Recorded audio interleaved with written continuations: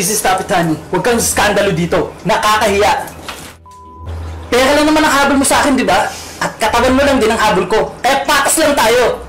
Ito nga pala yung pinsan ko si Abra. Ito muna pa siya maninirahan pansamantala habang naghahanap siya ng trabaho. Saka, hindi pa siya pamilyar dito sa abroad. Ikaw muna nung bahalang tumulong sa kanya kung sakaling may mga katanungan siya. Mahal, be good to him, ha? Simula bukas, mag-uumpisa ka na sa opisina namin dahil pinasok kitang messenger doon. Alam ko naman kasi na kayang-kaya mo yung trabaho doon. Baka ulyanin na Brad, naliligaw. Bakit? Yan si Lolong Tanga, oh. Ay, hindi natin pa. Kanina ngayon sa akin, tanda. Alam mo, parang pareho tayo iniisip eh, na mabaho yan. Kasi, ewan ko ba sa mga yan, libre naman ng tubig. Pwede namang maligo. Eh, kahit yata ibuhos nila yung pabango sa buong katawan nila, eh, maalingaso pa rin ng baho. Bakit ko na nga uling bobong waitress na yun. Nalibad ba na ako sa pagmumukha ng ibang lahing to eh. Pasensya na, sir. Ang galing-galing niyo po pala magtagalog. Nakakabilib. Nagkakaintindihan ba tayo dyan, Melvin? Nagka-problema kasi sa bahay kanina eh. Saka, nag-message naman ako sa'yo kanina, di ba na malilate ako ng konti? Magtrabaho ka na nga, wala kang silbi, puro ka bilbil! Buti naman at dumating ka na. Tara, pasok ka. Namiss kita, babe. Namiss din kita, babe. Teka, sigurado bang hindi darating yung asawa mo? Mamaya pa yung darating. Huwag kang mag-alala. Sa atin muna ang gabing to. Tara, papagurin kita. Ay, sa kwarto. Narinig mo naman siguro sinabi ng misis mo, di ba? Hindi mo kayang ibigay ang mga gusto niya. Eh ako, may magandang trabaho. Hindi katulad mo, tindero lang sa palengke. Magandang umaga po, ma'am. Ako po pala yung kinontrata ng mister nyo na mag-aayos ng fuse. Kasi lagi daw pong nasisira. Kahit po tingnan nyo pa po yung ID ko, electrician po talaga yung trabaho ko. Pwede ko na po ba makuha yung bayad? Kasi may gagawin pa po kasi ako sa kabila eh. Saka may customer pa po kasi ako naghihintay sa akin. Sir, hindi po ako masamang tao. Wala po akong ninanakaw. Salamat po, ma'am. Alam niyo po, ma'am, sa loob ng 15 taon ko sa serbisyo, ni isa po doon, wala pa akong naging reklamo. Salamat po. Ma'am, di po ba wag niyo pong babuyin yung paninda ko? Kasi kanina ko pa po napapansin, panay po yung pisil niyo, binabato niyo pa po yung mga gulay ko. Dahil cute naman kayo eh, pwede ng 20. Sir, pwede 5? Grabe naman yung tawad niyo. O sige, 15 na lang sa inyo. Sige po, wag na lang. Fresh na fresh po, murang-mura pa. Magkano dyan sa talong nyo? Salamat po. Simula po ngayon, suki ko na po kayo. Dito na po kayo lagi bibili. Sige, salamat ha. Salamat, boss. Kung ayaw nyo pong bayaran yung mga pinamili nyo, ibalik nyo lang po yung mga paninda ko. Pag umalis kayo dito na hindi nagbabayad, ipopost ko po to at ipapakita ko rin po sa mga pulis. Nandyan ho ba si Mr. Mark? Opo, at dito po. Pwede niyo po ba akong papasukin para makausap ko siya? Siya ba yung mister niyo si Mark? Opo. Mahal, hinahanap ka ng pulis. May warrant to pares po kami laban sa inyo sa kasong rape. Anong ibig sabihin nito? Sumama na lang po kayo sa akin. Sa presinto na lang po kayo magpaliwanag. Kamusta ang buhay-buhay, pre? Sa wakas, nagkita ulit tayo. Kailan na nga ba yung huli nating pagkikita? Mahal, andyan ka na pala. Business mo, pre? Oo, pre. 5 years na kami kasal. Orly, asawa ko nga pala, si Jazz. Jazz, kababata ko sa Pinas, si Orly. Hello, Jasmine nga pala. Bago ka magbitaw ng salita, pag-isipan mo muna yung sasabihin mo. Tagal na kitang kilala kahit papaano. Alam mo, kung sa iba mo sinabi ang mga sinabi mo kanina, malamang pinalayas ka na rito. Wow, ang sarap naman yan. Alagang-alaga talaga ako ng misis ko Ano ka ba, Han? Wala yun. Sabayan mo na kaya ako rito para makakain ka na rin. Sige lang, Han. Mauna ka na. Mukhang masarap nga itong niluto mo ah. Amoy pa lang. Mga hayop kayo? Ano? Gulat kayo no? Akala nyo siguro hindi ko alam ang pinaplano yung patayin ako? Pero mas maganda na magsama kayong dalawa sa kulungan ng kabit mo. At dito nyo pa ginagawa sa pamamahay ko ang kababuyan nyo. Hulihin nyo na ang dalawang yan, sir. Han, please. Baka pwede pa natin pag-usapan to. Ayoko makulong. Wala na akong awang nararamdaman sa'yo, AJ. Pagbayarin yung dalawang ginawa niyong kagaguhan sa akin. Hulihin nyo na yan. Han, pinadalhan ko lang naman si nanay ng pera sa Pinas. Kasi magpapasko, para may panghanda sila. Masama ba yun? Alam ko naman na hindi naging maganda yung trato ng kapatid ko sa'yo nung nasa Pinas pa tayo. Pero matagal na yun, di ba? Bakit ikaw? Nagpapadala ka rin naman sa magulang at kapatid mo. May narinig ka ba sa akin? Wala, di ba? Hindi sila ibang tao. Kaya huwag kang magsalita na kung ano-ano dyan.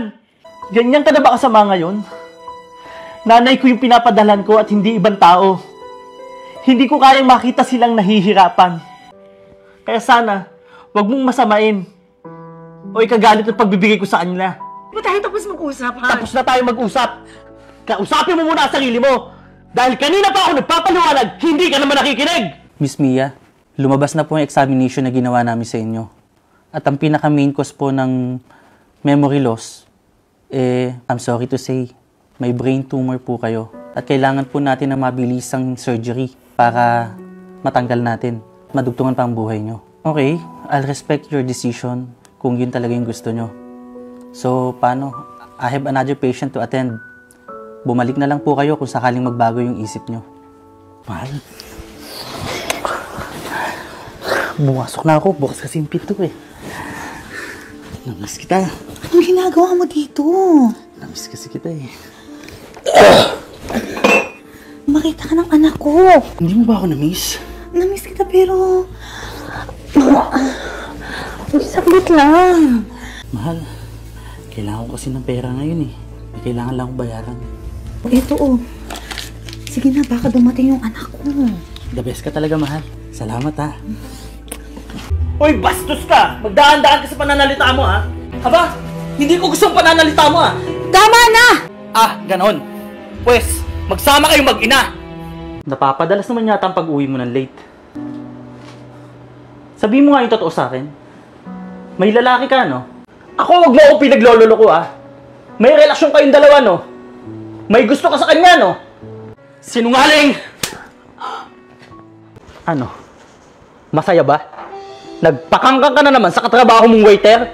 Alam mo, ang ayoko sa lahat, yung pinagmumukha kong tanga! Gusto mo pala ng bad boy, eh. Eto, magpapaka-bad boy ako! Hindi! Walang titigil! Magsasama tayong dalawa sa hukay! Wala akong pera. Di ba, ikaw naman ang may gusto niyan? Bakit sa akin ka humihingi? Wala ka nang alam na gawain dito sa bahay. Nagpapaganda ka pa. Buti sana kung maganda ka eh. Ating manikurista. Iputs mo mukha yung pagmumukha ng asawa ko. Mukhang kalyo na eh. Bakit? Totoo naman, di ba? Sa bar nga lang kita nakakilala eh. Hindi ko nga alam bakit pinakasalan kita eh. At hanggang ngayon, pinagtitiisan kita. Kaya nga gabi-gabi naglalasing ako sa labas eh. Bago umuwi sa'yo. Kung gusto mong magpaganda, magtrabaho ka. O ito 100. Magluto ka nang may makain tayo. Para naman magkakaroon ka na silbi. Paano po, ma'am? Pwede niyo po bang ikwento sa amin yung mga pangyayari? Huwag po kayo mag-alala. Gagawin po namin lahat para mahuli yung taong gumawa nito sa inyo. Mukhang pamilya ko sinasabi, ma'am. Miss, meron ako ditong listahan ng mga wanted. Tingnan mo, baka isa siya sa mga ito. Hindi lang po kayo yung naging biktima ng taong to. Modus niya na po itong ginawa sa inyo. Hello? Hello, Mr. Melvin. Nasaan ka? Hello po, ma'am. Nagkaroon lang po kami ng family outing. Kaya absent po ako. Absent na rin po kasi ako nung nakaraan, kaya... nag-sick leave na lang po ako. Dito ka nagtatrabaho? Di ba, ikaw yung salutatoryo ng batch natin noon? Tindero lang pala yung bagsak mo? Sus, may trabaho. Pero kakarampot naman yung sahod. Tingnan mo kami. Nabibili namin lahat ng gusto namin. Kasi pre, malaki yung sahod namin. Oh, same! Sige, pipili muna kami. Tatawagin ka na lang namin pag nakapili na kami. Ha? Bakit hindi mo agad sinabi sa amin? Akala kasi namin, salesman ka dito eh. Ikaw pala may-ari nito? Gumagawa naman ako ng paraan, di ba? Basta tahimik ka lang. Dapat walang makakalam na relasyon natin to, ha? Oh, Han, bakit gising ka pa? Saka, sino to? Kaibigan ko. Bakit late ka? Saan ka galing? Ay, sa trabaho. Marami kasi akong tinapos ngayon eh. Bakit ba? Anong restaurant? Eh, nag-overtime nga ako sa trabaho. Tsaka, sino ba yan? Mas pinaniniwalaan mo kaysa sa sarili mong asawa? Hoy, ikaw, chismosa. Ayusin mo yung kwento mo, ha? Pupunta-punta ka dito sa bahay tapos sisiraan mo ako? Wala ka siguro kong asawa, no? Umalis ka na nga. Maghanap ka ng lolokohin mo. Huwag kami. Hindi mo kami masisira. May sira ata to sa ulo. Chismosang puta. Baliw! May nakakita kahapon sa atin dito eh.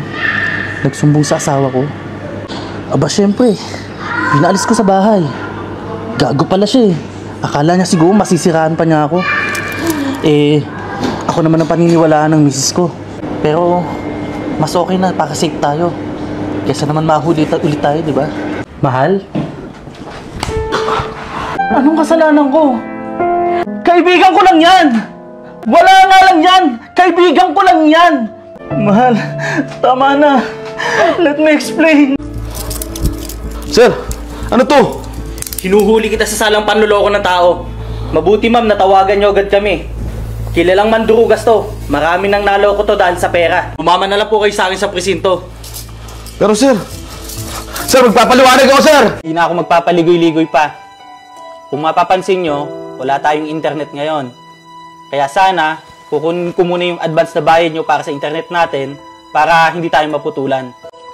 Eh aba, hindi na namin problema yon. Alangan naman kami ni Mrs. yung mag-abono. Alam nyo man na wala akong trabaho ngayon. Bakit hindi na lang ganito? Salam ako na lang kayo sa pagluluto ko. Magbigay na lang kayo ng share sa akin. Para hindi na kayo magluluto. Hindi na kayo mamamalengke. Kakain na lang kayo. Maliit na nga yun eh. Pero dahil pamilya tayo dito, kaya niliitan ko na lang. Aba, kasalanan ko pa ba na hindi kayo makakain dito sa bahay? At wala kayong naaabutang pagkain? Eh, bakit kasi late na kayong umuwi? Problema ko na nga itong dalawang to. May madadagdag pa. Hoy, kayong dalawa, magbayad na kayo ng renta ng bahay para may pambayad kami. Sinisingil ko na kayo. Kesa naman mapatalisik tayo dito. Grabe ka naman, kuya. Napakabuhaya mo sa pera. Mahal, ba't hindi mo kasi ako pinalahanan na may kailangan pala tayong bayaran? Bakit ako? Dapat ikaw may alam dyan. Ibig mong sabihin, lalaki yung magmamasahe sa amin? Ano bang akala mo sa amin? Pre, ayos lang yun. Magpapamasahe lang naman tayo, di ba? Pero mukhang maganda dito, pre. Oh, pre, recommended to ng kaibigan natin. Maganda na yung serbisyo, mura pa. Pero, pre, huwag ka naman gulo dito. Baka naman ganun talaga yung patakaran nila dito. Pumayag ka na. Basta pag napahama ka, labas ako dyan, ha? Oo, ako bahala, pre. Sir, ready na po ako. Ibalik mo nga yung tuwalya mo. Pulis ako. Ano ibig sabihin nito, sir? Huwag ka mag-alala. Hindi kita sasaktan. May nakapag-report kasi sa amin na may malasawang nangyayari sa hotel na to. Sir, wag po! Please, may anak po ako, sir! Baka po kayo sa akin. Sumama na lang po kayo sa presinto. Doon na lang po kayo magpaliwanag. Sir, wag po! Naghihintay yung anak po, sir! Sige na po. Sige na. Gusto mag-invest din. Talaga ba? Hindi ba scam yan? Baka maloko lang tayo yan, ha? Teka, sandali. May tinatago pa yata ako dito. Ayan, i-invest mo na kasi tago mo yan. 2.5? Laki niyan ha, laki ng tubo niyan. Bigyan mo sa kanya. Tapos, tatawagan ko rin si Rigor, tsaka yung asawa niya. Malay mo, gusto rin nila. Parang hindi maipinta yung mukha mo. Baka naloko na tayo niyan, ha? O ma, napatawag ka. Bakit? Wala kaming extra ngayon eh. Kakaproblema pa kami. Kasi, si Joanna kasi, hindi pa binibigay yung ininvest naming pera doon sa pautang nila. Bakit ngayon mo lang sinabi sa amin, ma? Kasi tingnan mo, kami naman nanalo ko. Ewan ko sa'yo, ma. Bahala ka dyan. Buisit ka.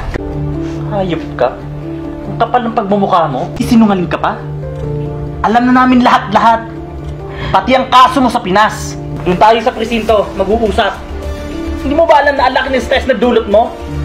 Hayop ka. Kala mo mauto mo pa kami? Inyab, maliligo sana ako eh. Tumawag sa akin yung police station. Good news. Oh, ano sabi? Yun daw pera natin, mere-reimburse na. Buti naman.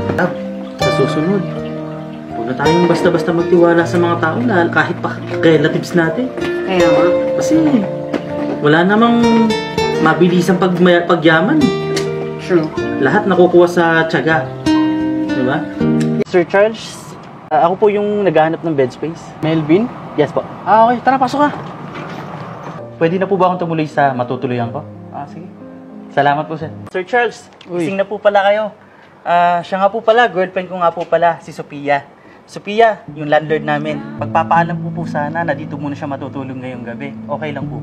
Siya nga pala, sir. Nagluto ako kanina. Tara po, kumain po tayo at sabay-sabay. Emergency lang kasi sa office eh. Kaya kailangan ko pumasok ngayon. O, di ba off mo? Babe, kailangan ko lang talaga pumasok eh. Sige na babe, kung gusto mo umuwi ka muna sa inyo. Kasi nagmamadali rin kasi. Alis mo na ako ha. Sige babe, I love you. Ano bahalang kumausap kay Sir Charles? Ano po ba yung gusto niyo pag-usapan natin? Kasi may sasabihin na rin po ako sa inyo. Bakit niyo naman po binastos yung girlfriend ko? Ha? Eh wala namang problema yun eh. Babayaan ko na lang po yung pag-stay niya dito. Eh naguhugas at nagliligpit naman po kami ng pinagkainan ha, bago umalis ng bahay. Huwag niyo naman po pagsalita ng ganyan yung girlfriend ko. Nakakabastos na eh. Pwede naman pag-usapan na maayos para magkasundo-sundo. Buwisit talaga tong babaeng to. Parang araw-araw na lang nagparty ah. Ang ingay. Hindi na naman magpapatulog to. Mutsa naman talaga oh. Tangina naman. Kasarap pa na natulog ko eh. Buwisit talaga tong babaeng to. Ubus na talagang pasensya ko sa'yo. Alam ko kung anong oras na. Oras na ng gabi. At alam mo bang araw-araw na nakakabulahaw kayo dahil sa ingay nyo? So? Miss, please naman. Magpatulog naman po kayo. Tingin ko, kabit yan. Tuwing madaling araw lang dumarating, aalis din bago mag-umaga. Sinasabi ko na nga ba eh, kabit ang putik. Humanda ka ngayon, tapos nang maliligayang araw mo. Ang ganda ng eksena. Parang nanonood lang ako shooting sa pelikula. Mas hayop ka. Kasi pumatol ka sa may asawa. Kung nakinig ka lang sana sa pakiusap ko, hindi na sana aabot sa ganito. Ano na rin siguro yung nagawa ko. At least, nalaman ng kababuyan nyo. Susunod kasi, matuto kang rumispeto at i-consider ang mga taong nakapaligid sa'yo. At huwag ka na rin kumabit. Baka makakarma ka palalo. Last na tong ingin na to na ginawa mo ha. Bye. Good night. Pre, pasensya na ha. Matanong ko lang pala. Kailan mo pala akong babayaran sa mga utang mo sa akin? Medyo matagal na rin kasi yun eh. Saka kailangan ko rin kasi ng pera. Malaki-laki na rin yung atras mo sa akin na yun. Kapag nanalo ka, sa'yo yung asawa ko na isang gabi. Hindi naman yata tama yun. Asawa mo yun eh. Saka magkumpare tayo. Sigurado ka ba dyan? Pero sige, deal. Sige. Yun! Ha, paano ba yan, pre? Natalo ka na naman. O nga eh, malas. Di makashoot. Kung ano man yung pinag-usapan nyo, gawin na natin para matapos na to. Hindi naman ako ganun kababoy para gawin sa'yo yun. Dan dahil lang sa pustahan. Nagbago na ang isip ko. Alam ko naman na umpisa pa lang, hindi na asawang trato ni Day sa'yo. Kaya nga, nagtataka ako kung bakit nagtitiis ka sa kanya. Kasi hindi mo deserve to. Nandito ako para tulungan ka. Ito, may kalakihan din yan. Umalis ka sa poder ng asawa mo. Magsimula ka sa malayo sa kanya. Huwag mong hayaang ikulong ang sarili mo sa taong ang turing sa'yo ay laruan lang. At ito lang ang alam kong paraan para makalis ka. Kaya gawin mo na ang dapat mong gawin. Hayaan mo. Bukas na bukas, lalayas na ako sa bahay. Huwag kang mag-alala. Hindi ito makakarating kay Dice. Salamat. Mga iho, anong problema ng ilaw? Naku, Nay. Sirang-sira na pala yung ilaw nyo. Kaya ayaw sumindi. Nay, kailangan natin palatin yung ilaw nyo.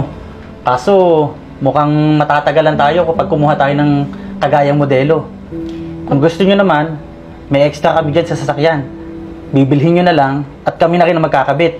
Hoy, Gunggong, alam mo ba kung bakit malaking pera na uwi ko sa pamilya ko? Kahit regular lang tayong sumasahod? Ang tawag doon, diskarte. Kaya kahit okay pa yung ilaw niya, papalitan natin at ibebenta natin sa susunod nating customer. Ang tawag doon, money back. Utak lang, boy. Utak lang. Wala akong pake. Matanda na yun. Hindi naman niya alam yung trabaho natin. Kaya kapag inutu-uto mo yun, bibigay na rin. Huwag kang mag-alala. Hahatian naman kita eh. Sige na, kunin mo ng ilaw sa kotse. At kunyari, nagtatrabaho ko dito. Bakit ang tagal mo naman? Kanina ka pa namin iniintay dito. Sir, pasensya na po kayo. Nakita ko po kasi yung dati kong among engineer. Sir, sira na po yung ilaw, kaya kailangan na pong palitan. Oo nga anak, di ba sinabi ko na sa'yo dati, nasira talagang ilaw natin? Sino yung kausap mo? Ha? Si Mama, kinakamusta ko lang. Lalaki mo to, no? Umaming ka. May lalaki ka, no? Para kanino to? Para sa lalaki mo to, no? Sabi na nga ba eh, tama ang hinala ko eh. May lalaki ka. Itong tatandaan mo. Pag nalaman kong may lalaki ka, magkikita tayo sa impyerno. Simula ngayon, hindi ka na pwedeng lumabas ng bahay nang hindi nagpapaalam sa akin. At itong cellphone mo, hindi mo na ito magagamit ngayon. Hoy, sino may sabing lalabas ka? Anong tingin mo sa akin? Tanga? Hindi mo ako maisahan, Bel. Magpapadeliver ako. Dito ka lang. Sa tingin mo ba, pag bumalik ka sa inyo, mapapagamot mo yung nanay mo? Mapapag-akal mo yung kapatid mo? Sa akin mo lang nakukuha yun, Bel. Bobo! Mahal naman kita eh. Kaya nga, di ba gusto ko dito ka lang? Kaya ayaw ako na may lumalapit sa iyong lalaki at kumakausap. Pasensya na po, medyo natagalan. Akin na nga yan. Ang dami mong sinasabi. Sinasayang mo yung oras ko. O, ito yung bayad. Ano yun? Tanga ka ba? Ba't kayo mo agad sinasabi sa akin ng mga kailangan mo? Alam mo, Bel, iwas-iwasan mo yung pagiging tanga mo. Bilisan mo, nagugutom na ako. Magluto ka na. Alam kong magsusumbong ka lang sa nanay mo eh. Kaya gusto mong tumawag. Ano to? Ba't may pulis dito? Sir, sumama ka sa amin na maayos. Huminang saklol yung asawa mo dito sa delivery boy. Bel, tulungan mo ako. Ano to? Tulungan mo ako. Tulong? Bel, alalahanin mo. Maraming mawawala sa'yo pag nawala ako. Alalahanin mo yung nanay at kapatid mo. Bago tayo magkalimutan, akin na muna yung bayan. Oo nga pala. Oh, ito na. Ano to? Ang nipis naman ito, hindi ito yung napag-usapan natin. Sige, teka lang. Sige na, sumama ka na sa kanya. Bracelet baka mo? Itong bracelet na nababagay sa'yo. Ano to? Pulis ako. Entrapment operation to dahil sa pagbubugang mo ng sariling anak. Anong ginagawa mo? Sumama ka na lang sa akin na maayos sa presinto. Iha, ano bang kailangan mo? Hindi ba nakikitang busy-busy ako sa panonood? Kuha lang po sana ako ng barangay ID. O pahingi ako ng 2 valid ID mo para maasikaso ko na. Paano kita maasikaso? Wala ka palang valid ID. Hindi nga kita kilala, wala kang pagkakakilanlan. Malay ko bang niloloko mo lang kami dito? Teka, sinasabi mo bang nakaupo na ako dito maghapon? Hindi ba pwedeng pagod at nagre-relax? Saka wag mo nga akong tinuturuan sa trabaho ko. Gusto mo makakaalis ka na. Hoy, ang kapal din naman ng pagbumukha mo para sabing ikaw ang nagpapasahod sa amin. Baka gusto mong ikulong kita dito sa barangay dahil sa kawalan mo ng respeto sa aming mga opisyal. Kasi wala siyang maipresentang ID sa akin eh. Hindi ko nang po siya kilala. Hay, problema ba yun? Di hanapin mo yung mga record dito sa mga botante natin. Madami ka bang na-discarte ngayon? Ito po sir, mukhang malaki po yata yan. Baka sir, pwedeng malaki yung party ko dyan. Sir, bakit po kaya tayo pinatawag ng manager? Parang biglaan naman po yata. Kinakabahan po ako. Bakit? Sumablay ka ba? Hindi po sir. Ibig sabihin, hindi ko po alam sir. Sir, ayoko mawalan ng trabaho. Buntis po yung asawa ko. Anong gagawin ko dito? Saan ko ito itatago? Sigurado ibabody check nila tayo. Bahala ka! Luluking mo!